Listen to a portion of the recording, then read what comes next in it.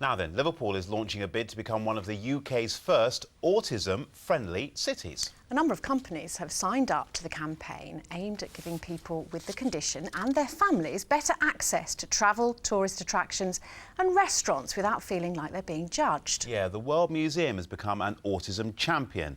They're running special sessions with trained staff for children with autism. Sarah Rogers went along to see it and check it out. They look so pretty. Hello. Yeah, OK.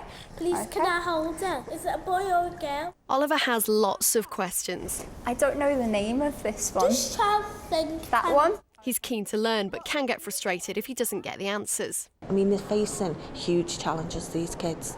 I mean, the environment, the smells, everything, anything can just kick them off. Today he's taking part in a special session for autistic children at the World Museum in Liverpool.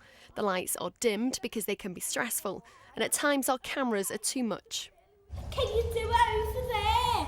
If he was to have a meltdown because of the environment, because of the surroundings, they're just seen as naughty children, you know. To calm the waters, Oliver steps out of the room. He wants to show me his favourite fish. What is that? Autism is a developmental disability which affects how people communicate with others and the world. The visit is taking place while the museum's closed to take that stress away. And whilst he's having a time out, Joe can have a one-to-one with specially trained staff. Keeping language very short and simple, giving the children time to process the information. If we repeat questions, we do it in the same way. Is it cold or is it warm? The concept for Liverpool to become an autism-friendly city was started by Joe's mum, Julie. It's really exciting for parents like us because it's coming up to the holidays, we panic where we're going to take our kids. Most changes people without autism wouldn't notice because they're things like clear signage, quiet spaces and light that's not glaring. 1 in 100 people in Liverpool will have autism, and to them the world can be a busy and a scary place. Now the aim of this campaign is just to slow everything down, to make places like this more accessible. Campaigners say this should have been done much sooner. People with autism, you know, they always seem to be back of the queue. People in our communities know we're all touched by autism to some degree, and we know that this is needed. A number of other places have also signed up, like Everton and the airport. And today this symbol was unveiled so people know when they see it, the business is autism friendly. We've really got to change things, and I'm very proud that Liverpool is the first city declaring its intention to be autism friendly, and I think the rest of the country needs to wake up and follow suit. And it's hoped that many more will, so that those that feel shut out from their surroundings can be included, and the families who wouldn't change their children for the world can change the world for their children. Sarah Rogers, ITV News in Liverpool. Well, earlier we spoke to Robin Bush from Autism Together, and he admitted the whole world around us is not autism friendly, but it's not that difficult to change. You're right, the world is a very confusing place for many people with autism. However, what we've come to realise is that with some small adjustments that people can make in their environments and a bit of training, we can actually make the world a whole lot more accessible for people with autism and a bit more friendly. What are those small adjustments? What are the biggest challenges?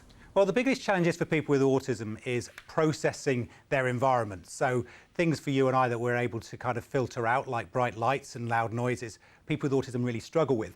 So what we're trying to do is say to places that have joined our campaign, look, you know, all you have to do is just try and set aside some quiet spaces.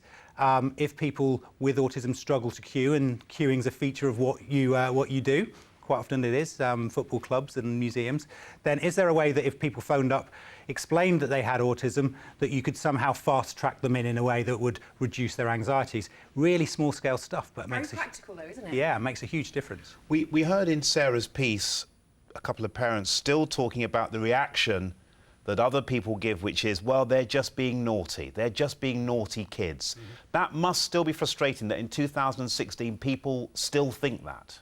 Yeah, it is. I mean, I think it is interesting listening to parents talk to us about the difficulties they have. They say they just feel so unwelcome. You know, they feel that there is still a lot of prejudice around their young people. And that's because individuals with autism don't have any visible signs that they've got a difficulty, of course.